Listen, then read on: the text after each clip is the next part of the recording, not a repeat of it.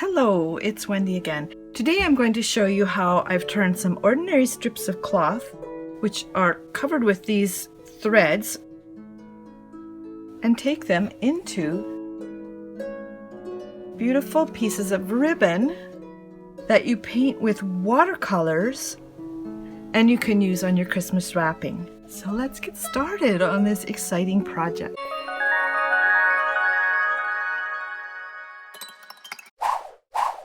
So to start with, I'll explain actually what I tried earlier today.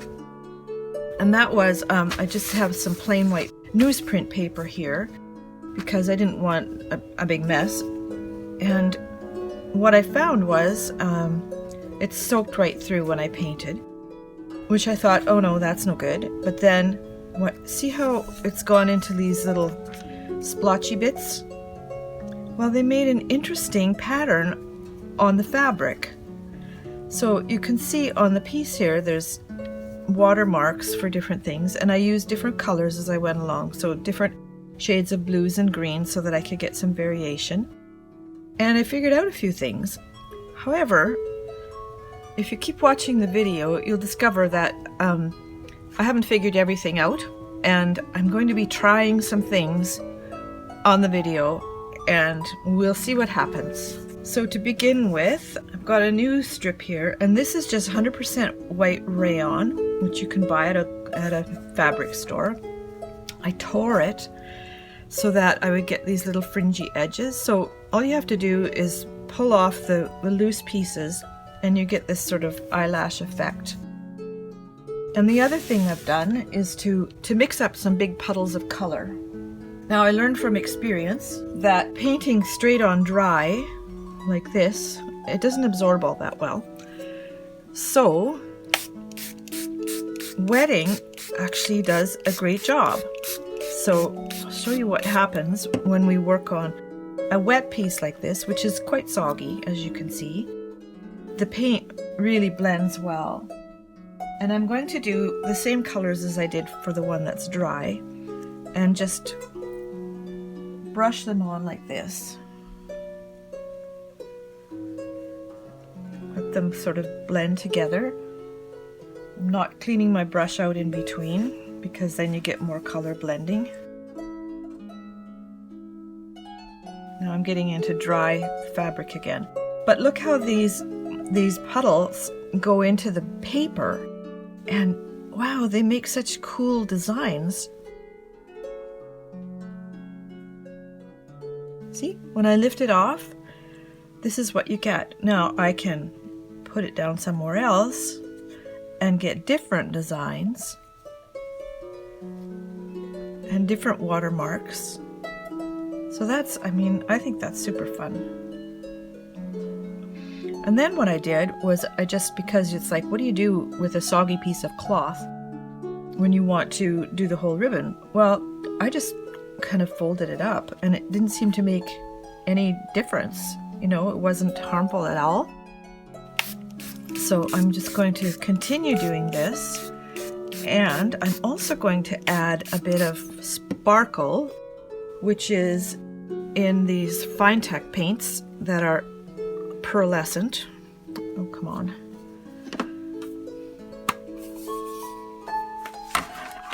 So I'm going to just spray a bit of water in there on a green one and mush it around so that I pick some up.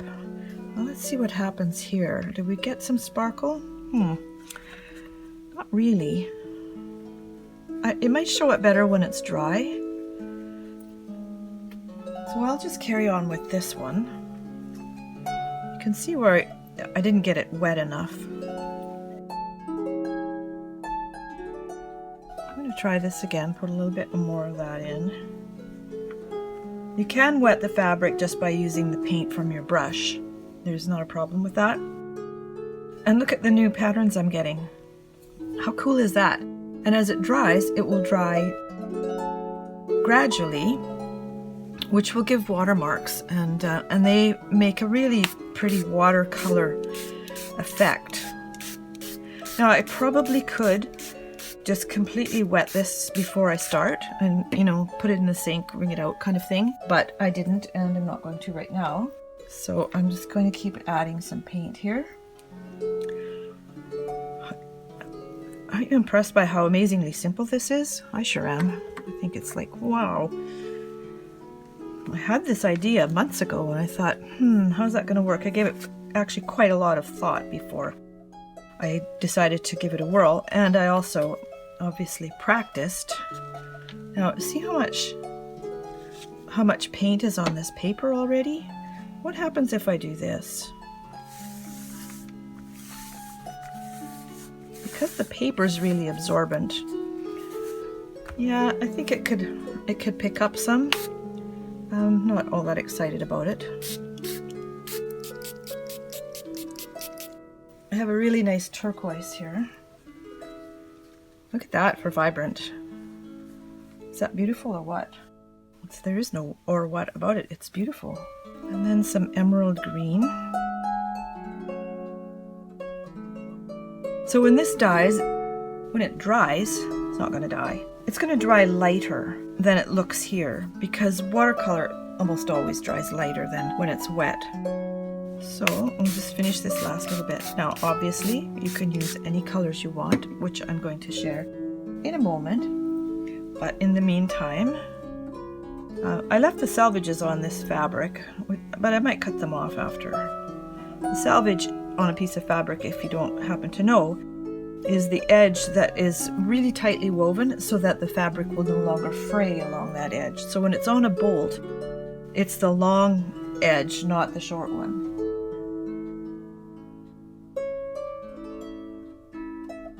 Just gonna make sure I get lots of color in there so I don't have any white bits, although you could certainly leave it white along the edges if you wanted to. Not a problem at all. So there's our wet piece. Look how pretty this is. Oh, it's just so gorgeous. And so look, it almost looks tie-dyed here. And that's where the pieces folded up against one another. And so you get that kind of mottled look. I love it. I just love it. Now what I'm going to do is hang this above my heat register, and then it will dry as when the heat comes on. Okay, that's one method. And you can see here, you can actually see the pearlescent paint here. That's how it's gone through onto the paper. So now I'm going to move on to a little bit different method that I tried. One thing I did do was I cut these, or I tore these. If you cut them, you can cut them, but you'll want to do it really evenly. And I mean, you could even hem them if you wanted to. So this one has been ironed. So I took all the wrinkles out. If you're not familiar with fabrics, rayon is made from cellulose fiber, which comes from trees. And it was one of the earliest man-made fibers, but it's actually made from natural fibers. So it's lovely to work with. This is quite a fine rayon, and it feels wonderful in the summer. The thing about rayon you have to know, though, is that it wrinkles like crazy. But when you iron it, it also unwrinkles almost instantly. So you can do it either way for this project, and what you'll find is you get these threads, part of the fabric, that you can just pull off like this.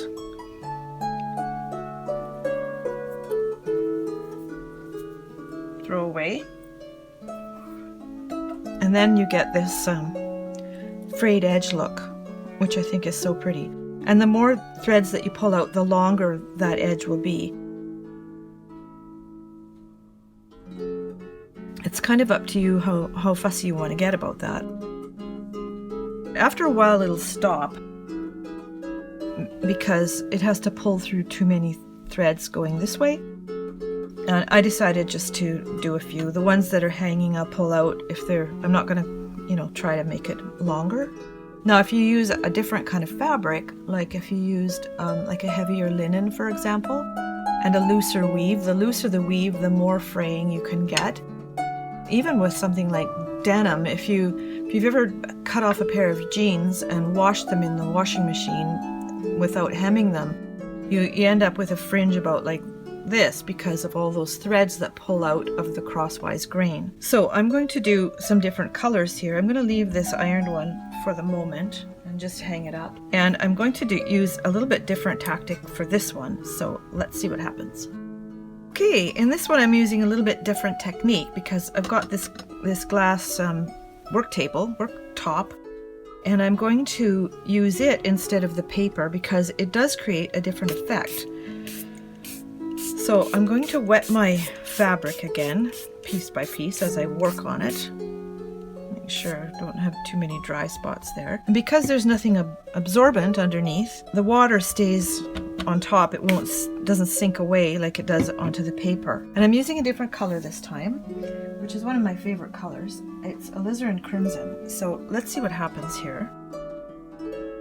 Now, alizarin crimson is kind of famous for how it bleeds, and you can see right here what's happening with it.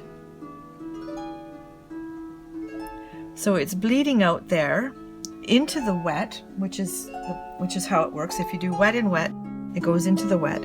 Now I'm going to add some pearlescent color here in sort of it's kind of I don't know if you can see this. Yeah, it's this one. It's kind of a plummy red, and alizarin crimson is kind of a cherry red. This stuff doesn't flow as well as the crimson, as the other colors. So I'm just going to go over it with the alizarin and try and mix some of that pearly stuff in. And pick up some more. Quite watery. And I should probably use a round brush because this one has a really square end on it. But let's see what happens here. I want to work in some of that shimmery effect. All right, now when I pick this up, look what happens. It all stays right on the glass. So I'm going to just fold it up here at the end, no particular way. And I told you this was experimental. So we're getting some stuff going on here underneath. It's absorbing that paint. Let me see, how do I put that? Now let's wet this. See what happens to that paint underneath. Aha, aha! It's pulling it up from underneath.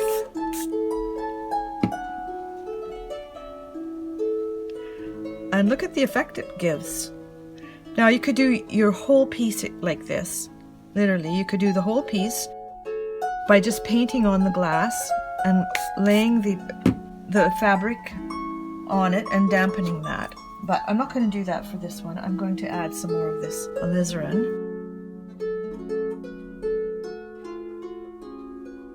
And I think I'll add another red.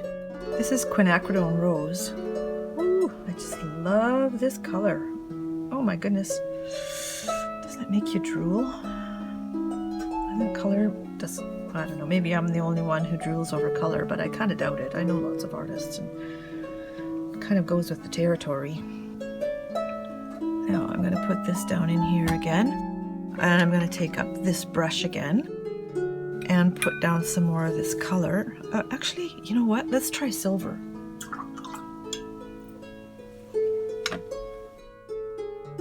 I'm accomplishing a couple of different things with this project. One, besides this video and showing you what I've learned, is when it comes to wrapping gifts for me, I'll have all this done.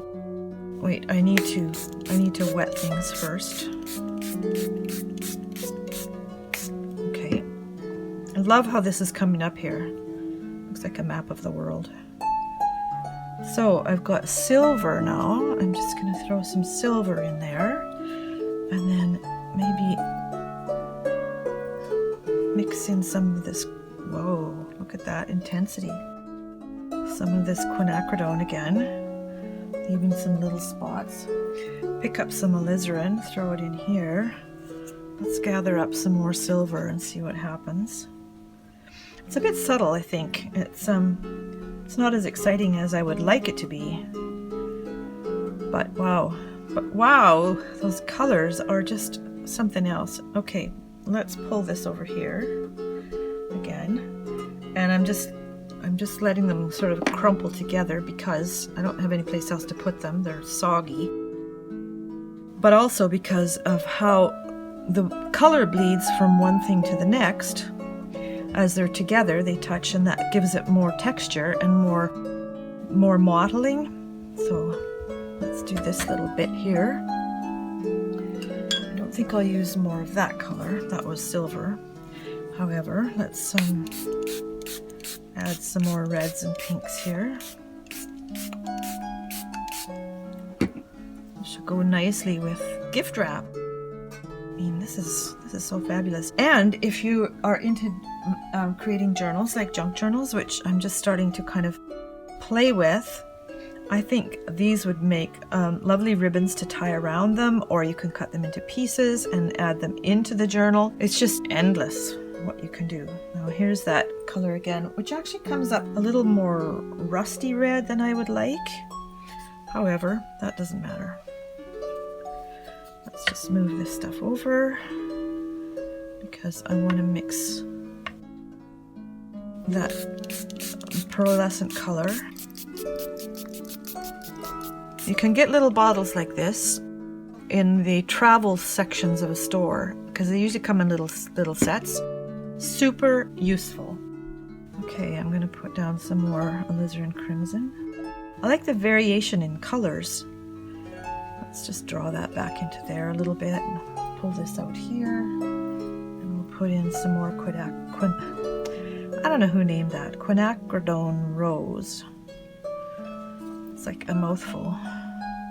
Comes in other colors too, most of which I don't have because, I mean, how many do you need? Lovely thing about watercolor, or any paint basically, is that you can mix them and make your own colors.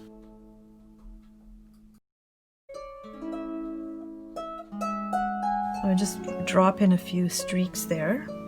Now let's have a look at what this turned out like. I love these really wet parts where they fold it over.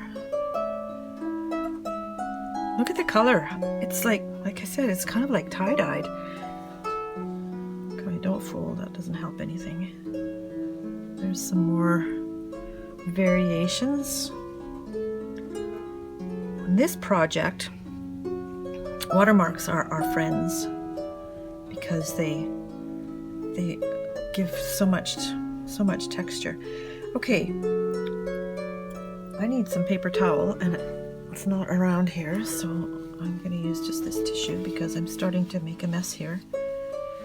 And I'll be back in a moment. Because that one was so wet, it was actually dripping as I went across the kitchen.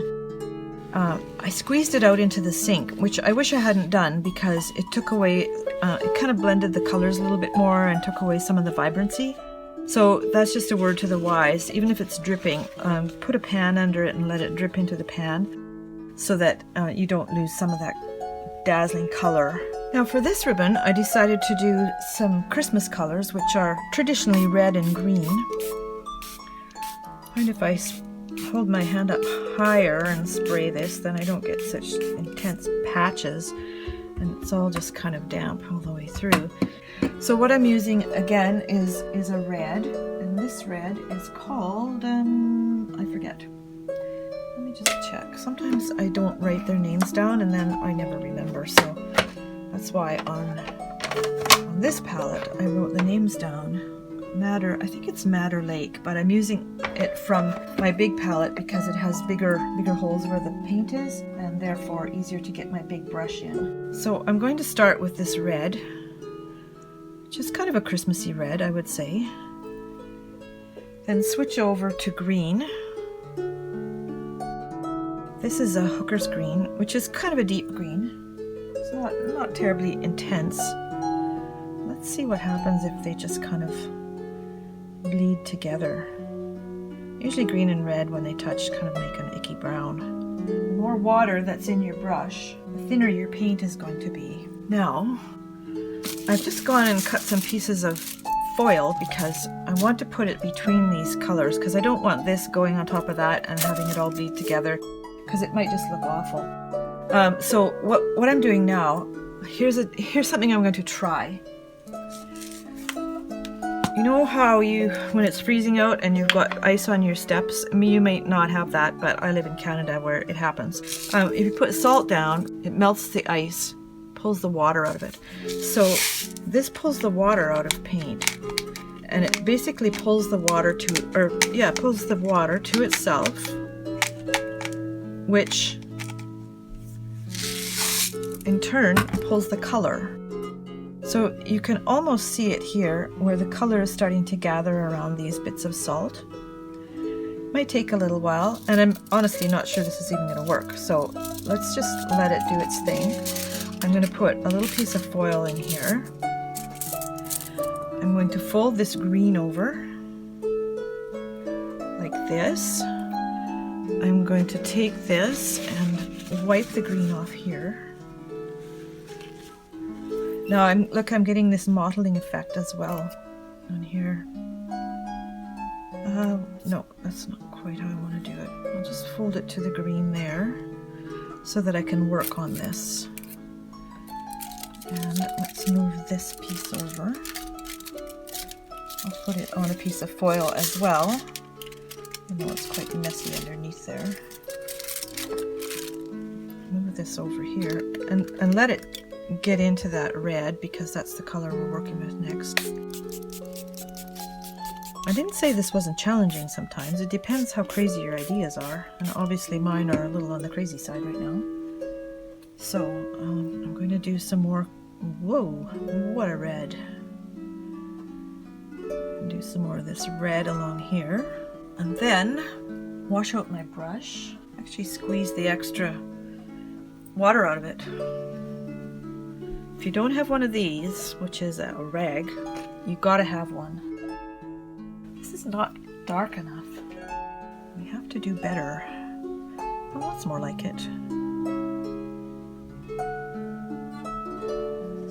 Take that one out there. Let them just kind of, bleed together a little bit. So again, I'm going to put this in foil. I have to put it between, don't I? So, wait a minute, get out of there. Put this up here like this. Sorry, this is a little bit off camera. I need 3 hands. And then there's that one. And then I'm going to just lay that there, but I'm going to mop this green up because I don't really want that. I'm going to change this color to red. Wow, this red doesn't half dazzle, does it, when it gets nice and strong? I'm going to make this piece a bit longer before I move into the green. The green seems to be lightening up. I don't know. Where's my salt? I'll put a bit of salt on here. I want the next paint to be green, so I'm going to mop up this red so that the fabric doesn't pick it up.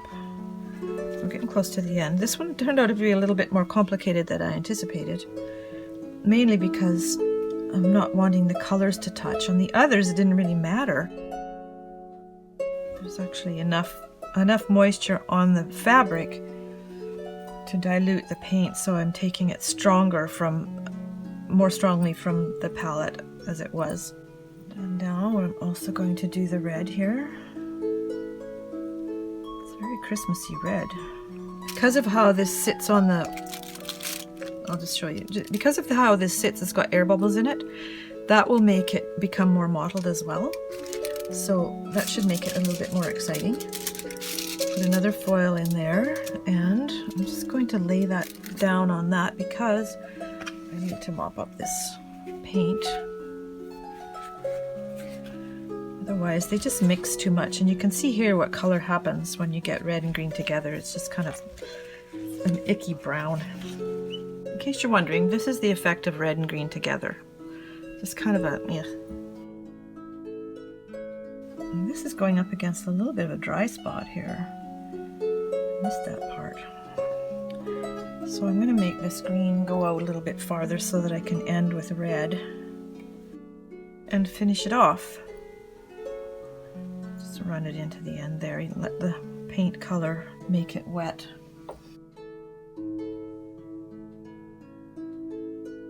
There, and then we'll put a bit of salt on this. I have to go cut another piece of foil, so we'll be back. Now here's the result of the red and green once it was dried. What I did was I hung it from a clip hanger by the ends because it was just so sopping wet. I hung it over my kitchen sink and just let it kind of drip because I didn't want to squeeze it together. And what happened was, you can see here how the red ran down into the green because it was hanging this way. And the green didn't run quite as much. Yeah, pretty much the red ran into the green. And then you get, I think this is the bottom one here, which got it from both sides. So there's red running into this green on both sides. And then there's some staining and whatever. So I'm actually not particularly thrilled with it. I like the concept, but I think I would do it differently. But what I could do is now go over it and just paint all the red, lay it flat, and allow it to completely dry, and then go over it and do all the greens and do that and just let it dry as well. So I think that's what I'll do. I like the little feathery edge. It's kind of like whiskers or eyelashes. And I could probably add some glittery touches or things like that as well. And yeah, there's lots of options. And I love it when you can do an art project and go, hey, I can fix this. I got these little packs of glitter, again, at the dollar store. They're a great source of craft items. And I also got this little set of mini embellishments at the thrift store locally. I just happened to see it and thought, I can use that for something. I had no plans at the time, but if you've got it, then you can use it. So I'm going to take some blues out of here and just see if I can make something even more exciting. So let's take those glitters out of there. Move this over to the side. Don't need that either. And I'm going to just use some glue and some glitter, but first I'm going to put something underneath here so that I can pick up the glitter. So I'm just going to start out with some glue, and I bought this at Michael's. I'm going to add glue just along the edges. Just kind of pressing down so that it doesn't make a really big blob. You could easily make it into designs. So let's try this first. A little bit of this green, a little bit of blue as we're going into the blue here, some blue along here,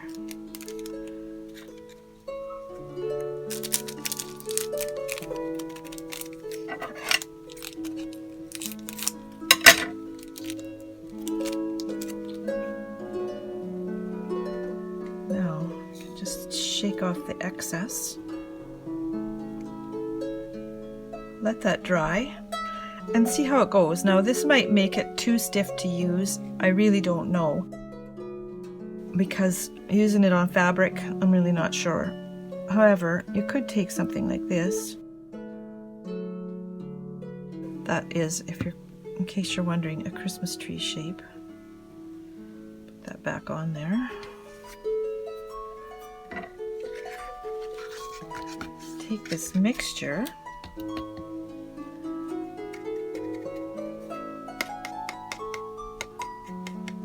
Wow, what a gorgeous color combination. And there we've got a little Christmas tree. So there's all kinds of things you can do. It's just super fun. You also don't have to use the same fabric that I did. I had a piece of leftover fabric here from making some curtains, and I tried watercolor on that, and you can see how nicely it comes up. This is just a red, and this is the pearlescent ones, which I've already demonstrated don't spread quite as nicely. However, I had to cut this piece because it didn't tear, and what I discovered was if I put the paint on here first and then just pressed it in, then you got a really subtle mottled gold throughout. Now I also tried using a bit of glue on it, which worked way better on this fabric than the other one. And then I found my can of spray paint and spray painted it as well. So there's so many things that you could do. So I could take the spray paint and paint one of, or just spray one of these if I wanted to. I actually would prefer probably silver on that, but I think, I mean, this is a really fine glitter. It would look nice on this as well. And there's just so much you can do. But what I did find really interesting was by just having a puddle of paint on here and pressing this into it, it picked it up. So that's another technique that you can use. There's our project for today. As you know, I like to try new things with watercolor and different things. I would love to see what you think of this, and if you are going to try it, please subscribe to my channel and click the little bell so that you can be notified when I have a new video. And I will see you next time.